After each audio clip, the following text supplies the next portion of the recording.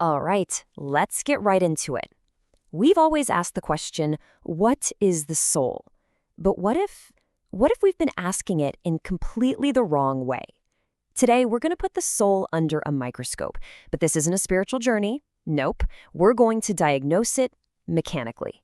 Pretty much all of human history, the soul has been the territory of priests and philosophers, this mystical, spiritual thing, right? But this question right here, this is a game changer. What if the real path to understanding who we are, our deepest selves, and maybe even immortality, what if that path isn't through faith, but through function? Not metaphysics, but mechanics. The whole conversation about the soul, it really starts from a very human place. It's this deep, almost structural terror of non-existence, the fear of just ending. This is the question that's driven philosophy and religion for ages. But today, we're looking at a framework that comes at this not with faith, but with a toolkit, a set of diagnostics. So the framework we're digging into was developed by Christos Sotirelis, and this quote tells you everything you need to know about his approach. It's fundamentally different. Where most people see mystery or spirit or the divine, he sees mechanics. He sees the underlying functions, the geometry, the processes that actually make reality tick. And this shift in perspective, it opens up a completely new way of investigating the human psyche. So what does it actually mean to see mechanics in our own minds? Well, it means you treat the psyche like an engineer would treat an engine.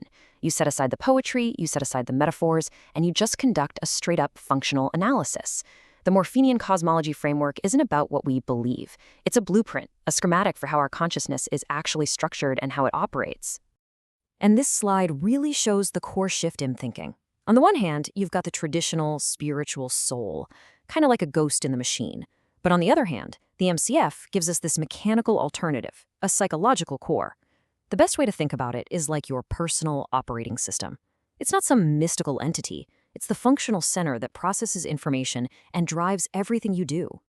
And that's exactly why the framework deliberately avoids the word soul. That word is just loaded with centuries of religious and philosophical baggage. By setting it aside, we can approach the human psyche clinically, almost like a doctor would, as a system that can be healthy or as a system that can break down. And according to that diagnosis, the main reason for that breakdown, the central conflict that's raging inside of us, is a battle between two fundamental parts of our psychological core, the mind and the ego.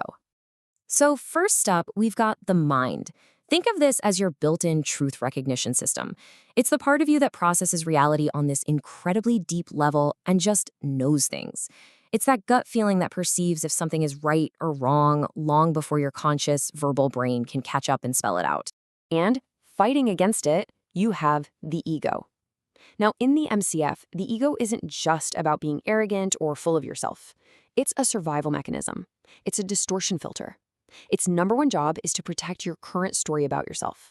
And if reality contradicts that story, well, the ego's job is to filter, deny, or twist that reality just to keep your narrative intact. This conflict creates what the MCF calls psychic poison, and here's exactly how it works. First, your mind recognizes a truth, but that truth threatens your self-image, so the ego jumps in to suppress it. Then you end up acting on the ego's distorted version of reality, not the truth. And the final step? It's inevitable. This constant internal contradiction, this constant self-betrayal, causes a progressive collapse of your entire psychological coherence. You are literally at war with yourself. And this self-inflicted psychic poison, which is rooted in that fundamental terror of mortality we talked about at the beginning, it gives rise to a specific, diagnosable condition. The framework gives this condition a clinical name, the fear disease. And let me be clear, this is not a metaphor. It describes a very real condition where the unresolved terror of non-existence becomes the organizing principle of a person's life. Suddenly, every decision, every action is all about defending against this fear, which just pours gasoline on the fire of that war between your mind and your ego. And this might be one of the most powerful ideas in the entire framework. When we see destructive behavior, our culture is really quick to label it evil. But the MCF says, wait a minute, that's just a verdict. It ends the conversation. But to call it a disease, now that is a diagnosis. And a diagnosis invites us to investigate the cause, the mechanism, and maybe, just maybe, the conditions for a cure. Okay, so if the problem is a disease born from the fear of death, what's the cure? Well, the MCF argues it's not about finding some magical way to live forever. The cure lies in completely redefining what immortality even means in the first place. The answer isn't individual survival. It's what the framework calls the continuity of life. The idea is that you, the individual, the ego, you don't live forever. Instead, we are all part of an unbroken stream of life. Our patterns, our energy, our very life force gets transmitted forward through our children, our work, our impact on the world. That is our immortality. Look at this. We aren't just a single isolated figure. We are a conduit. The stream of life flows through us. And when you look at it from this perspective, your whole purpose shifts, doesn't it? It's no longer about desperately protecting your individual self. It's about becoming a healthy, coherent link in this massive chain, receiving life and then transmitting it forward, even stronger than before. So what exactly are we transmitting? I mean, it's not just our DNA. According to the MCF, we transmit an entire unified system of reality. This system is made up of 5 principles that absolutely depend on each other: life, logic, love, truth, and justice. And here's the crucial part. They are interdependent. You can't just pick and choose. Love without logic is just chaos. Justice without truth is just revenge.